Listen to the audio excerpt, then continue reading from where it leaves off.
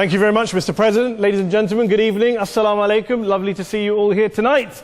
We are having a very entertaining night, are we not, with some very interesting things being said from the other side of the house tonight. Let me begin by saying, as a Muslim, as a representative of Islam, I would consider myself an ambassador for Islam, a believer in Islam, a follower of Islam and its Prophet. So, in that capacity, let me begin by apologizing to Anne-Marie for the Bali bombings. I apologize for the role of my religion and me and my people, for the killing of Theo van Gogh, for 7/7. Yes, that was all of us. That was Islam, that was Muslims, that was the Quran. I mean, astonishing claims to make in the very first speech tonight, on a day like today, where the Conservative Prime Minister of the United Kingdom is having to come out and point out that these kind of views are anathema. And I believe you're trying to stand for the Labour Party to become an MP in Brighton. If you do, and you make these comments, I'm guessing you'll have the whip withdrawn from you, but then again, UKIP's on the rise, they'll take you, the BNP, they might have something to say about your views. This is what Mehdi Hasan always does. By the way, just on a factual point, since we heard a lot about the second speaker, about how backward we Muslims all are, on a factual point, you said that Islam was born in Saudi Arabia. Islam was born in 610 AD. Saudi Arabia was born in 1932 AD. So you were only 1,322 years off. Not bad? Not bad start there. Talking of maths, by the way, a man named Al-Khwarizmi was one of the greatest mathematicians of all time, a Muslim, worked in the golden age of Islam. He's the guy who came up with not just algebra, but algorithms. Without algorithms, you wouldn't have laptops. Without laptops, Daniel Johnson tonight wouldn't have been able to print out his speech in which he came to berate us Muslims for holding back the advance and intellectual achievements of the West, which all happened without any contribution from anyone else other than the Judeo-Christian people of Europe. In fact, Daniel David Levering, the author of the Pulitzer Prize-winning historian and author of The Golden Crucible, points out that there would be no Renaissance, there would be no Reformation in Europe without the role played by Ibn Sina and Ibn Rushd and some of the great Muslim theologians, philosophers, scientists in bringing Greek texts to Europe. As for this being our university, I will leave that to the imagination as to who is our and who is there. I studied here too. An astonishing set of speeches so far making this case tonight. A mixture of just cherry-picked quotes, facts and figures, self-serving, selective, a farrago of distortions, misrepresentations, misinterpretations, misquotations.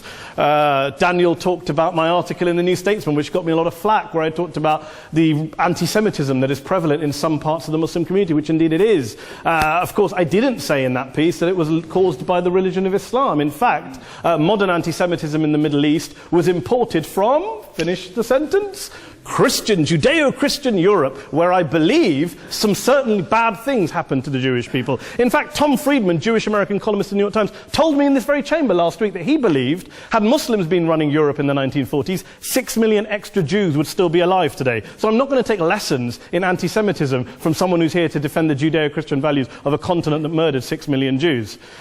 Moving swiftly on. Yes. Absolutely. Well, I'm about to make that point. No, I'm about to make that point. You're right. I agree with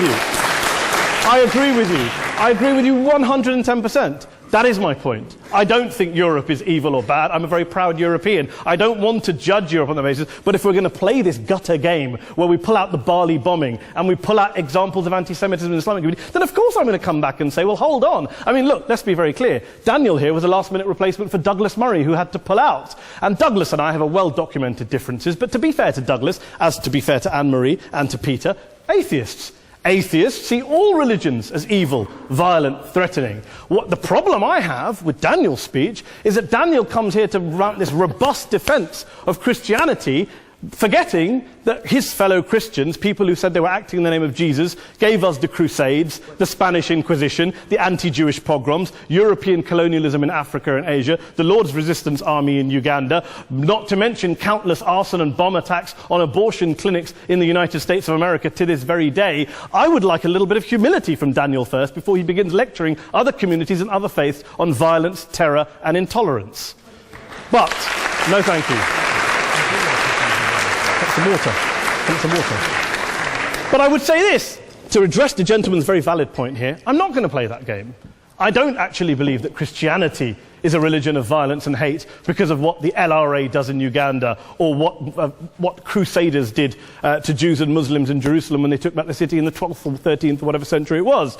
I believe that Christianity, like Islam, like pretty much every mainstream religion, is based on love and compassion and faith. I do follow a religion in which 113 out of the 114 chapters of the Quran begins by introducing the God of Islam as a God of mercy and compassion. I would not have it any other way. I don't follow a religion which introduces my God to me as a God of war, as some kind of Greek God of wrath, as a God of hate and injustice. Not at all. As Adam pointed out, you go through the Quran and you see the mercy and the love and the justice. And yes, you have verses that refer to warfare and violence. Of course it does. This is not a motion about pacifism. I'm not here to argue that Islam is a pacifistic faith. It is not. Islam allows military action, violence in certain limited contexts. And yes, a minority of Muslims do take it out of that context. But is it religious? We talked about Woolwich. Daniel and Anne-Marie have suggested that it's definitely religion that's behind all of this. Well, actually, what I find so amusing tonight is we're having a debate about Islam. And the opposition tonight have come forward. We have a graduate in law, a graduate in modern history, a graduate in chemistry.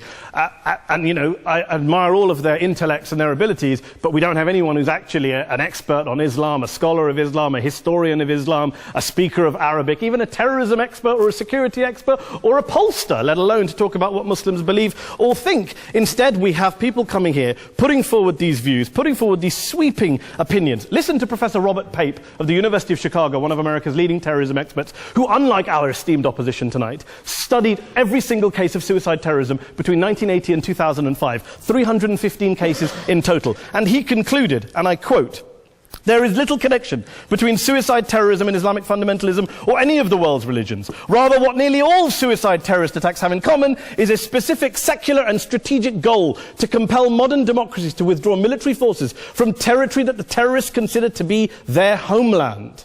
And the irony is, when we talk about terrorism, the irony is that the opposition and the Muslim terrorists, the Al-Qaeda types, actually have one thing in common. Because they both believe that Islam is a warlike, violent religion. They both agree on that. They have everything in common. Osama bin Laden would be nodding along to everything he's heard tonight from the opposition side. He agrees with them. The problem is that mainstream Muslims don't. The majority of Muslims around the world don't. In fact, a gentleman here started quoting all sorts of polls. Gallup carried out the biggest poll of Muslims around the world, of 50,000 Muslims in 35 countries. 93% of Muslims rejected 9/11 and suicide attacks. And of the 7% who didn't, they all, when polled and focus grouped, cited political reasons for their support for violence, not religious reasons. And as for Islamic scholars and what they say, well, Daniel talks about our University of Oxford. We'll go down to Oxford Centre for Islamic Studies, get hold of a man named Sheikh Afifi al-Akiti, who is a massively well-credentialed and well-respected Islamic scholar, who has studied across the world, who in the days after 7/7 published a fatwa denouncing terrorism in the name of Islam, calling for the protection of all non-combatants at all times, and describing suicide bombings as an innovation with no basis in Islamic law. Go and listen to Sheikh Tahir al-Qadri, one of Pakistan's most famous Islamic scholars, who published a 600-page fatwa condemning the killing of all innocents and all suicide bombings unconditionally without any ifs or buts. There's nothing new here. This is mainstream Islam, mainstream scholarship, which has said this for years. You don't go out and kill people willy-nilly in the high street or anywhere else, on a bus or a mall, based on verses of the Quran that you cherry-pick without any context, any understanding, any interpretation, or any commentary of Islam. Anne-Marie comes and scares us with her talk of Sharia law. I would like to see the book of Sharia law. It doesn't exist. People argue over what Sharia law is. And you empower the extremists by saying there is only one version. You empower them all. I don't believe you took any interruptions, Anne-Marie, so I think you should stay there for a moment. Several countries. Here's what we're dealing with.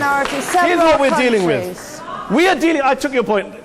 Here we are dealing with a 1400-year-old global religion, followed by 1.6 billion people in every corner of the world, a quarter of humanity, of all backgrounds, cultures, ethnicities. And yet the opposition tonight wants to generalize, stereotype, smear, in order to desperately win this debate. And here's my question, if we're going to generalize and smear.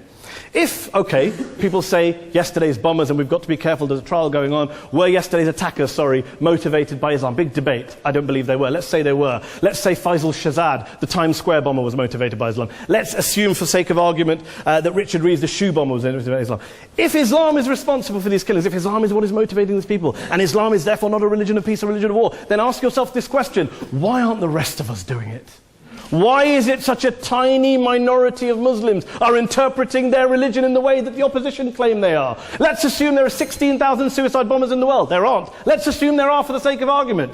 That's 0.001% of the Muslim population globally. What about the other 99.99% of Muslims who the opposition tonight either ignore or smear? The reality is that the rest of us aren't blowing ourselves up tonight. The reality is that the opposition came here tonight not worried about the fact that me and Adam might pull open our jackets and blow ourselves up tonight because we're followers of a warlike warrior religion which wants to take over Europe and Daniel's university.